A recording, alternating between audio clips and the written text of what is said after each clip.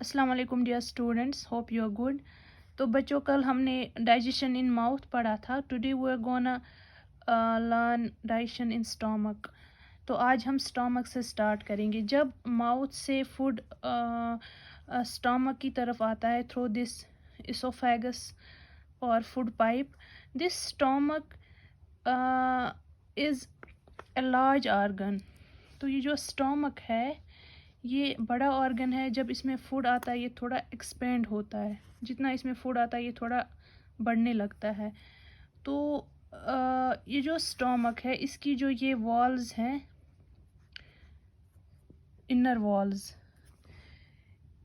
इसमें gastric glands present होते हैं। स्टमक के वॉल्स में कुछ ग्लैंड्स प्रेजेंट होते हैं जिनको हम गैस्ट्रिक ग्लैंड्स बोलते हैं।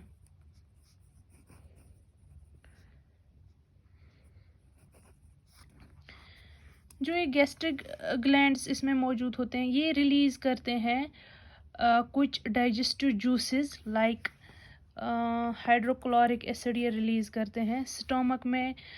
हाइड्रोक्लोरिक एसिड रिलीज़ होता है फ्रॉम दीज गैस्ट्रिक ग्लैंड्स।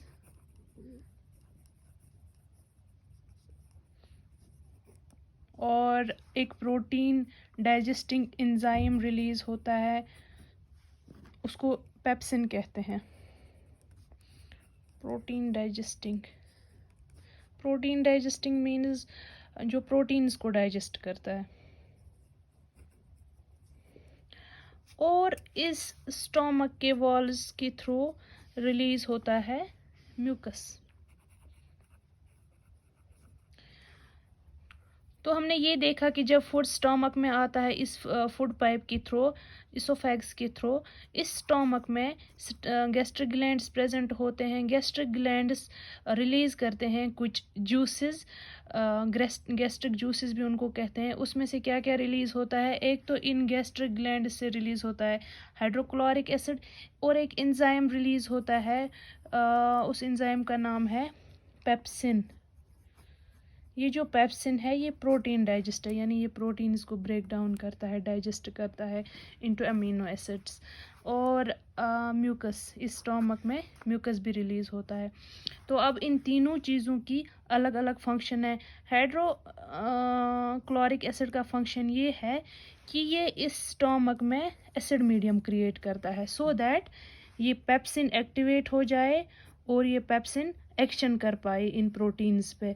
अगर एसिड मीडियम स्टोमक में नहीं होगा, अगर हाइड्रोक्लोरिक एसिड स्टोमक में पैदा नहीं होगा, तो उस टाइम ये पेप्सिन एक्शन नहीं कर पाएगा प्रोटीन्स पे। पेप्सिन को एक्टिवेट करने के लिए एसिडिक मीडियम चाहिए, जो एसिडिक मीडियम इस स्टोमक में हाइड्रोक्लोरिक एसिड पैदा करता है।